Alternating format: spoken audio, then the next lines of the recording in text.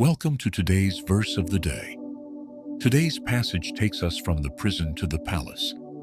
Joseph, once forgotten and overlooked, is suddenly remembered and raised to power.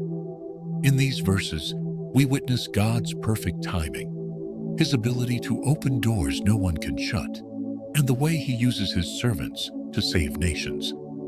Let's explore Genesis 41, 1-57 together.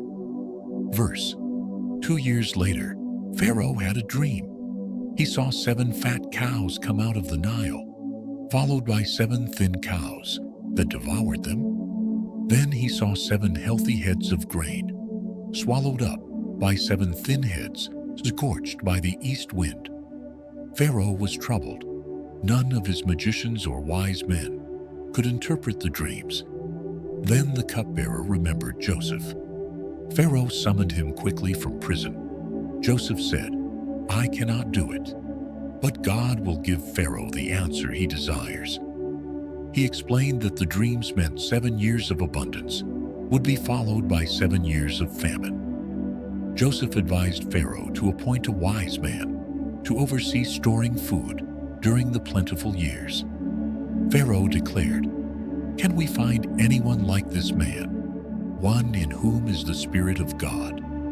He placed Joseph second in command, clothed him in fine linen, and gave him authority over all Egypt. Joseph was 30 years old when he entered Pharaoh's service. During the years of abundance, he stored grain in every city. When famine came, all the nations came to Egypt to buy grain from Joseph, for the famine was severe everywhere. This chapter is a powerful reminder that God's delays are not denials, they are preparation. For 2 years, Joseph waited, forgotten in prison. But at the right time, God opened the door no one else could. Joseph's humility is striking. "I cannot do it, but God will." His rise to power wasn't about his brilliance. It was about his faithfulness, and in his obedience, God used him to save not just Egypt, but nations. The prison became the pathway to the palace. The delays became the setup for destiny. Are you in a season of waiting, where it feels like nothing is moving? Remember Joseph. What looks like delay is often God's way of preparing you for something greater. Stay faithful, stay humble. Trust that when God's timing arrives, the doors will open suddenly, and no one will be able to shut them. Like Joseph, give God the glory and watch Him do the impossible. Thank you for joining me today.